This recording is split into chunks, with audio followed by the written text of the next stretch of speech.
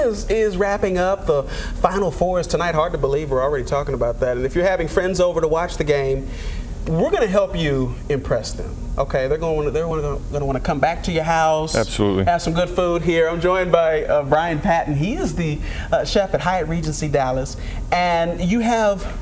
This looks delicious. It smells delicious. Thank you. And this is basketball themed, right? Yeah, I mean they look like basketballs. You got the peach mango dipping sauce with some serrano chilies in there, with a little homage to the first basketball ever was a peach basket. So created by James Naismith, you know. So you got little basketballs and peach sauce. Okay. Well, and it looks like it's got a lot of flavor to it. So how did we put this together? All right, so this is actually gluten-free because everybody's on the gluten-free kick right now. So you can start out with some gluten-free cornbread mix.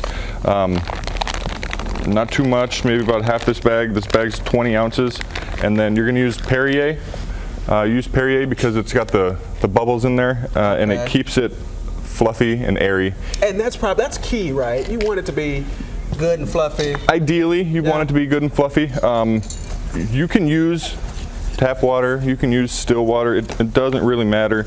But if you want the fluffiness and you want the light and airiness, you're going to want to use the sparkling water. Okay. So you're just going to mix it until the water and the cornmeal are all incorporated. And then you've got some ground chicken, or I should say I've got some ground chicken.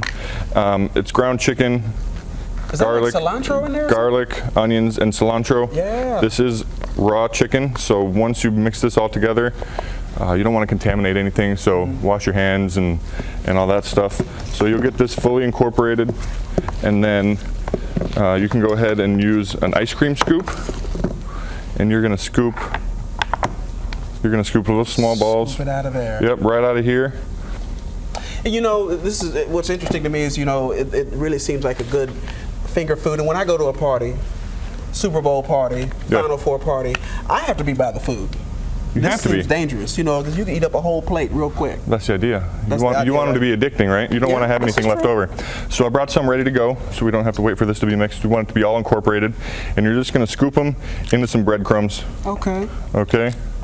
And then you'll coat your chicken fritters with the gluten-free breadcrumbs. And then you're going to place them.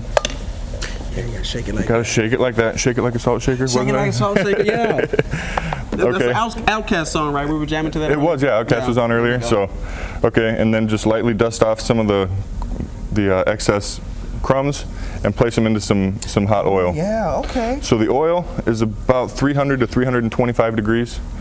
Once you start filling it with your little fritters, your oil is going to cool off. So you're going to want to make sure that everything stays up to temperature, otherwise the fritters will start absorbing some of the oil. And then they'll take about 3 to 4 minutes to cook, and then you just want to temp them out on the inside. So I brought a thermometer with me. And what temperature are we? The temperature on the internal of the middle of the fritter, you're going to want to be about 165 degrees. Okay. So we'll let the outside get crispy, and then we can taste these. I just made these. Kyle, Lauren, come on in. I want to be invited for this you have your eyes on this. I've been smelling this. It's so close to my area. Brian, I knew Brian was nothing but trouble when he came in here. So I brought some spoons. Help yourself. Yes, grab ma'am. Here, there's a spoon for you. Spoon for you. Help yourself. Kyle, there's a spoon for you. We can't just grab them and eat them. You can grab them and eat them. Grab them and dip. It might be a little easier party to foul. just, It's like a dunk, right? Slam dunk. So what was now? No double dipping in here. Okay, so the sauce is peaches, mangoes, a little bit of garlic, onions, and you cook that down with some water and some serrano peppers. If you don't like the spice, you don't have to have the serrano chilies. And then once it's all cooked and soft, stick it in a blender, or some people might have an immersion blender by now with all the food shows. And you're just going to blend it all up, and depending on how thick you want it, if you put too much water, you can just add a little bit of cornstarch to it. Okay. And then once it's cooled off is when you're going to add the cilantro. So what's the verdict? Is it good?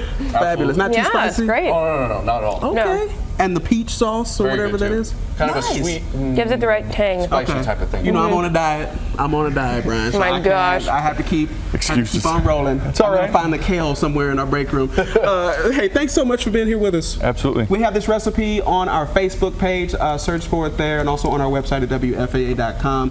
This is Brian Patton with Hyatt Regency Dallas. Thanks a lot. Thank you so much. And we'll be right back.